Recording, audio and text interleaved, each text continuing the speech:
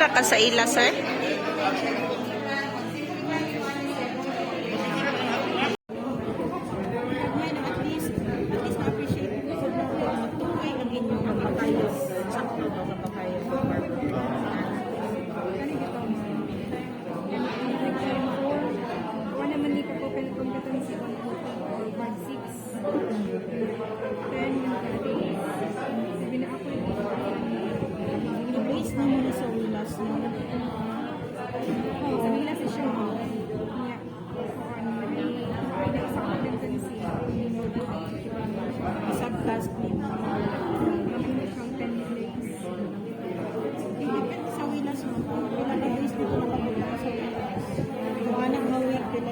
Kompetensi ang mga take up.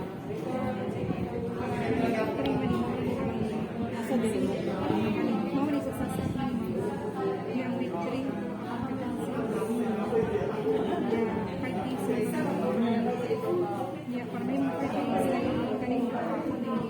Okay. 2 to 1 na tayo. 1.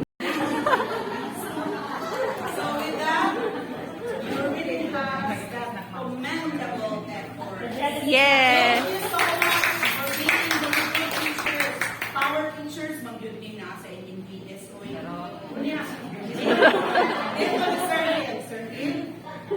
Wala na yun akong masasabi pa. Ay, kumplito mag-yud ka tayo. Mag-istorya na lang ka. Bitaw. Akong ipalita is, from your SF9, which is report card, you should have attached the Annex 3 form of the homeroom guidance, which is my area. So, maringkamot ka na maka-attach ta o Annex 4 maura. To all class advisors, because you are the implementing teacher of the homeroom guidance. All class advisors are homeroom guidance advisors.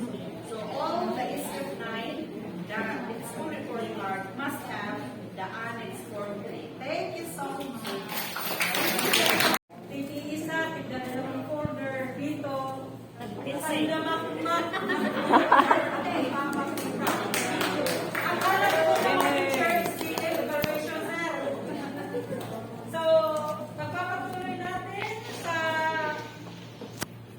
bakit Ballpen, Ma'am Shi. sinabi ko pa ng Grace kanina, concentrate sa inyong senior high school. So, let's go. Kami masanong mga-artista. Pero, nawa, kay nagkakampod ang ilang mga imo. So, when gawa na to sa pang mga high school, ang inyong BS, nagamit sila ubang par. May ilang best practices today. And another thing, naaman kay Oh, isuwat na. but ang atong SPTVA, kay mo ingon mag-yun siya, kung hibog yun kay kainalo ka, kay lahi ka, lahi yun sa pangilang curriculum. So, dili siya makariho sa TFA nato. Kay lahi ang curriculum sa SPTVA. And we have also different subject. Labi na sa compulsory and major subjects. Sa grade 8, man sila magsugod. Sa TLE, nagsugod grade 9 ng specialization. Sila grade 8 pa. Ang ilang exploratory is only grade 7. Isa na yun na siya pa 8. So, lahi ang curriculum. So, congratulations mga writers, mga ginatutring na sa KBS. Ang tanang PTA teachers na 15 writers, kaya sila naman nagmilaki ko silang pabalingong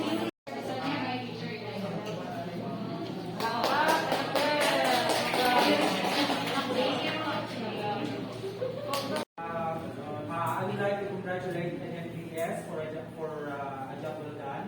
As I go around the school, I follow the physical of our school. It will be stay clean. Murag man na atong nakita karon sa among monitor. So yes, sa physical man siya well maintained. Then beams were properly labeled. How dito na ako na siya properly labeled naman yung mga beams kay since we are looking into the physical aspect of the school, we have to make sure that our beams are properly labeled. Dito malata, di malata, malata. It's a joke. And I observe also that rooms were organized, hindi kayo, matupalimak ko niya nga kanang sir kay maligyas kita sa sino sa school. And I was in that room and kinodid siya sino kayo ang rooms, wala lang kumisulot ka basig maligyas. Umintain siya, then this is the first time I saw these chairs in your room na all of them are facing north. Nobody is facing south, nobody is facing east and west. It means organized by yung mga rooms. Then, isa pa. And I would like to, I just like to give a little suggestion if you can do a little structuring of your classroom kasi makahimot na just to give more add beauty to our classroom. Babay lang yun kasi ito na makatagal ka man mo. And isa po, just sir, just a little maintenance po sa itong mga pulang medyo maragalintan siguro sa itong mga pulang na matagal ko yun. So ano, flowers like koy, agad yung physical. Naman po naman, musunti ko sinuod. We will maintain those flowers because flowers in our surroundings will really give beauty to our school. Gamay na kayo sa sir. Atong wala siguro na. So, records were properly organized. Galing sinig-sinig sa itong mga sir dito. Bira lang. So dito organized ka ilang mga records. And naalang ko may mga observations which is focus sa pag-give ng trabaho, which is our distribution. It regards to our distribution and release of our modules. Now, manong i-focus ko ani kay remember the central office downloaded as millions. So, ang nila karon the regional and the central and the regional office will be monitoring the release and retrieval of our WELAs. Now, make sure, sir, ato lang, sir, I hope we can have one template for the retrieval and for the release and retrieval of our modules kay murag naglahi-lahi mo kami different templates. So I gave the sample template to somebody. Kay mga yuta. Si ma'am, kinsa po today na kita kay Sir Dan? Si Sir kinsa today sa Robert? Sir sa salon? O dito palog na lang mga sir, nakikatan si Sir Kai. Mao ang actually template was given to them as ato during sa Mexico, first quarter, kung ipakungya ka na template, but it was not followed. Ako lang Sir Kai, mo po to advise higan from the central office. Nagikan sa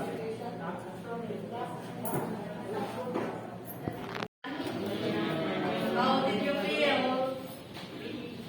Na-stress ba yun mo? Nakasabas ba yun, B?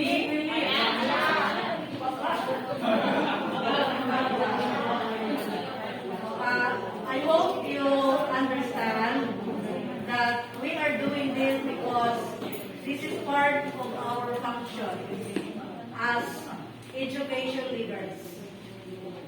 If you have your own KRA focusing on delivery of instruction, learning resources development, and so on and so forth, we in our division not would make our galingong akra.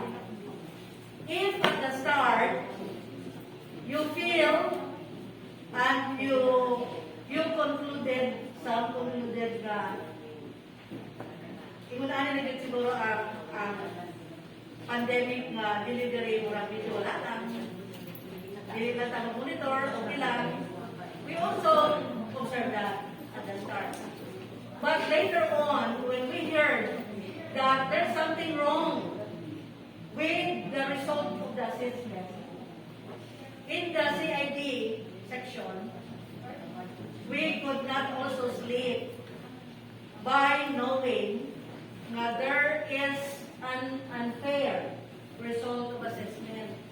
That is why we decided, the CID group, to having a team, Now, we need to go with monitoring. Even if we could hear that some of our kapamilya would say, "Mura mo na sila, huwag mo to kong COVID." Sakit pa minahon. Sakit pa malandungon. Nga makadugog niya ng istorya. You know what? It's a risk in our part to visit the field. But because we know that that is our job, munang nitubos gabi, bisita ninyo. Kay gawas ana, ginagawa po ninyo. Bitaw? Ano na inoon? Sa Delia, ayaw pa When we attended the Delia, you know, ang message yun sa atong RD na ganyan. What are you doing in your respective offices? Our PSDS on duty, naka-start na po siya the previous month of inspection. Yes. Plus, SNGO, nag-inspect po siya. Plus, kita, iabot karon para mag-monitor, para mag-evaluate, nag-monitor. So, rest assured, if the people from the region and the national will come,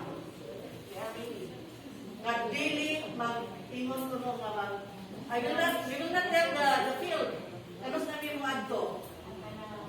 It would be unannounced. So, kami, na naa sa CID, di na kaya may magproblema because we give already to you unsay angay na inyong huptan. And the most important one na inyong huptan, aside atong ipang check nila, are your interventions.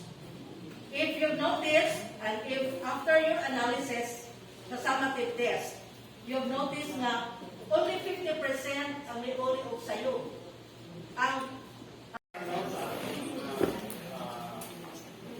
mga mother and sister from the division office. So thank you for visiting NMBS. This is my 1 month na ito. So, salamat kayo for the technical assistance given to our teachers, to help them how to improve the learning delivery to our learners, which is our clientele, which is our important persons in the clientele.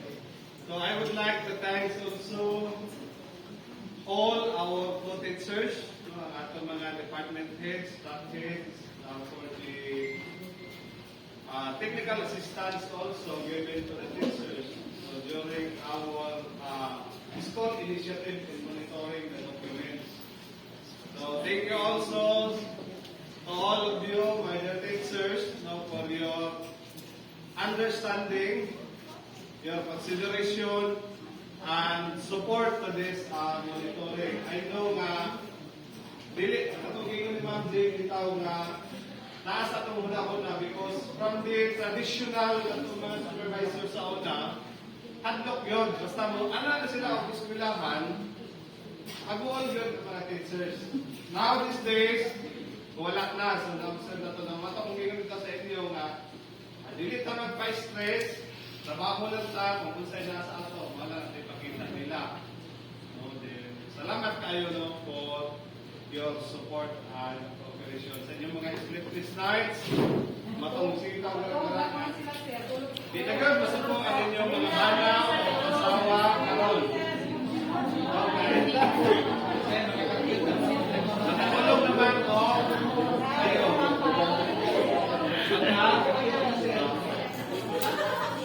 So again,